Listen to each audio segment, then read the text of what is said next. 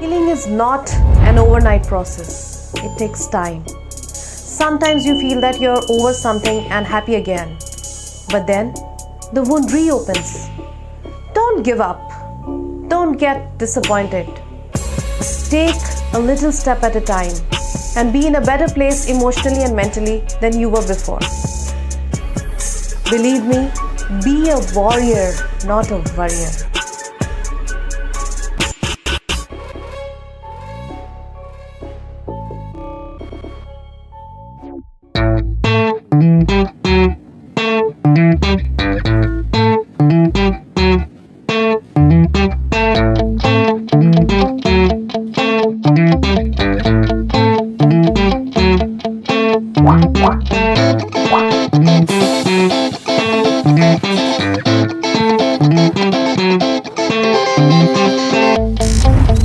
Hello friends, I'm Dr. Mini Mehta and I'm back with one more important and new topic.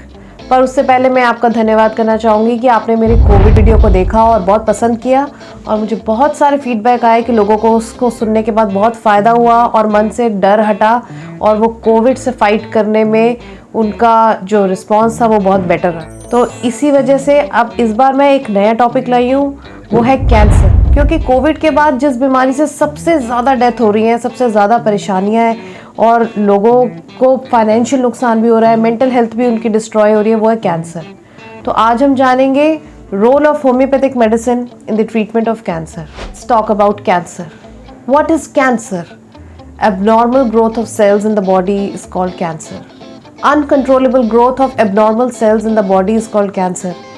जब भी हमारी कोई कोशिकाएं, अगर मान लो कि कोई हिसाब है कि एक दिन में 130 बननी है, उसकी बजाय वो 1,30,000 बनने लगती हैं, तो वहीं पर कैंसर बनने लगता है। और कैंसर के बहुत सारे कारण हैं।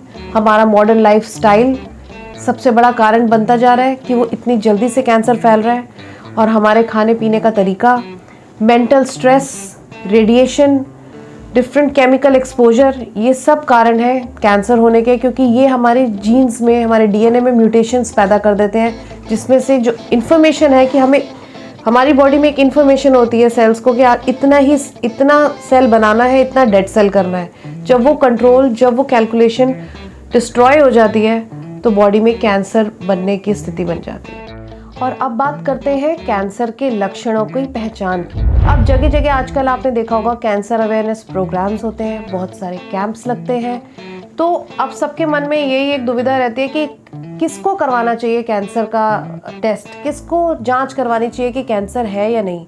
तो कैंसर के लक्षण हो सकते हैं बहुत ज़्यादा कमज़ोरी रहना, शरीर में किसी भी हिस्से में गांठ होना, एकदम से एक के बाद एक गांठ आना, या किसी भी एक एरिया में लगातार दुखन बने रहना, खाना ना पच पाना, मोशन में ब्लीडिंग होना, खून की कमी रहना, बार बार खून की कमी हो जाना, कोई भी क्रॉनिक एलिमेंट, कोई भी चीज़ जो है वो कंटिन्यूसली आपको बॉदर करती जा रही है, क्रॉनिक हो गई है, और लेकिन उसकी जो पेन्स है, एक्यूट एपिसोड्स बहुत ज़्यादा रिफ्लेक्ट करते हैं, तो आपको कैंसर की जांच करानी चाहिए। कैंसर की मैनेजमेंट बहुत तरीके से होती है।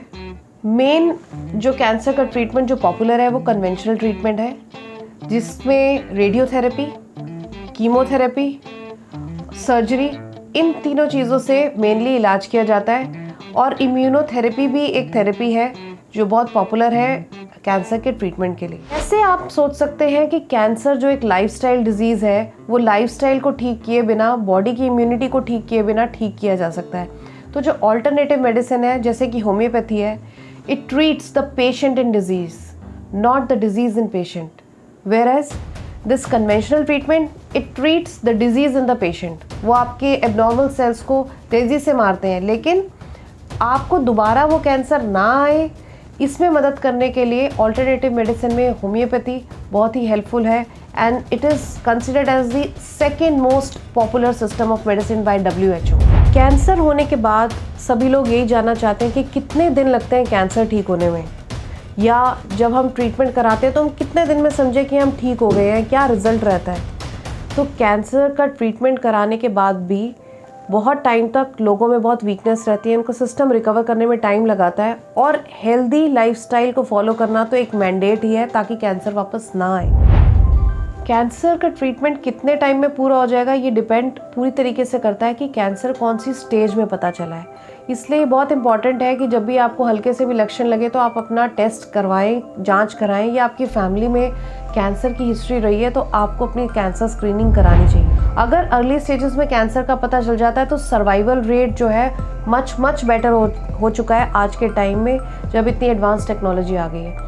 और अगर एडवांस स्टेज में भी पता चलता है तब भी थोड़ा लंबा चलता है, हो सकता है 4 साल चले, 5 साल चले, लेकिन फोकस किया जाता है कि क्वालिटी ऑफ लाइफ पेशेंट की बहुत अच्छी। जैसे कि होम्योपैथी, आयुर्वेद या योगा ये बहुत हेल्पफुल है कैंसर से रिकवर करने के लिए, लेकिन सेल्फ मेडिकेशन से इनका रिजल्ट ज़ीरो हो जाता है। अब बात करते हैं ऑल्टरनेटिव मेडिसिन के फ़ायदे का कैंसर के ट्रीटमेंट में। ऑल्टरनेटिव मेडिसिन बहुत फ़ायदेमंद है कैंसर ट्रीटमेंट में, because it enhances your quality of life during the treatment and post the treatment, conventional treatment, कि आपकी क्वालिटी ऑफ लाइफ कैसी रहेगी, आपको डिप्रेशन ना हो, आपकी एनर्जी बनी रहे और आपको दोबारा से कैंसर ना आए। इसमें ऑल्टरनेटिव मेडिसिन का बहुत अच्छा रोल है, लेकिन ये आपको फ़ायदा तभी देगी जब आप किसी एक्सपर्ट डॉक्टर से रेगुलर कंटिन्यूस ट्रीटमेंट लें। तो अगर आप ऑल्टरनेटिव मेडिसिन को भी यूज़ करना चाहते हैं अपने कैंसर के ट्रीटमेंट में right from the beginning, parallel to your conventional treatment, you need to contact expert alternative medicine doctor. Cancer का होम्योपैथी से इलाज मैं भी करती हूँ राजीव गांधी कैंसर हॉस्पिटल में एज अ सपोर्टिव केयर। तो अगर आपके फैमिली में या आपके जान पहचान में somebody is suffering from cancer, so you can contact me for the treatment, for the advice to start the alternative medicine for cancer. Now the question arises, how to prevent cancer? If you want to prevent cancer, then you need to know that you have to follow a healthy lifestyle. So now what comprises of the healthy lifestyle? This means you need to exercise. You can't be an overweight person. You have to eat moderately. You can't eat all the time factory made products. Reduce your spicy and oily diet and have a peaceful mind. A mind which is more of full of jealous, hatred, fear, violence is more prone to that body which has that kind of mind is more prone to cancer. It means in Hindi I would say कि अगर आप अपनी जीवन शैली को सरल बनाएंगे, सरल आहार लेंगे, घर का बना खाना खाएंगे, सुबह शाम की सैर करेंगे, वज़न को बढ़ने नहीं देंगे और डाइजेशन आपका बढ़िया रहेगा, रोज़ एसिडिटी डकार नहीं रहेंगे, तो आपको ऐसी घातक बीमारी होने के चांसेस कम हैं। जिस शरीर में जैसा दिमाग होता है उस शरीर की जो गति है वैसी बन जाती है। और नफ़रत, डर और जेलस जो है ना, दूसरे को इफ़ेक्ट कम करते हैं, पहले खुद को ही इफ़ेक्ट करते हैं। So because a healthy body is always along with a healthy mind. अपने आप को हमेशा रोज़ डिटॉक्सिफिकेट करें अपनी माइंड को और बॉडी को, और एक्सरसाइज करें। और in India we all know the best exercise is yoga, क्योंकि वो मन को तन से जोड़ती है। Whenever I am with my patients, I am very empathetic and compassionate with them. I just try to awaken their senses, 5 senses more, so that they can always realize in which direction their health is going. Because a proactive patient who knows what to eat, how to exercise, recovers really well, in comparison to the patients who just have a habit just going to the doctor and saying, doctor please treat me, give me medicine, and they themselves don't want to do anything. So it is very important, patient should be proactive and patient should have some patience, because healing takes some time. I am a holistic medicine practitioner. So why to choose a holistic medicine practitioner like me? Because a holistic medicine practitioner treats a patient as a whole. It treats the body and mind together. Nowadays, I am working as a supportive care physician in Rajiv Gandhi, and I am supporting a lot of cancer patients who are taking chemotherapy and radiotherapy in Rajiv Gandhi Cancer Hospital to recover from their side effects.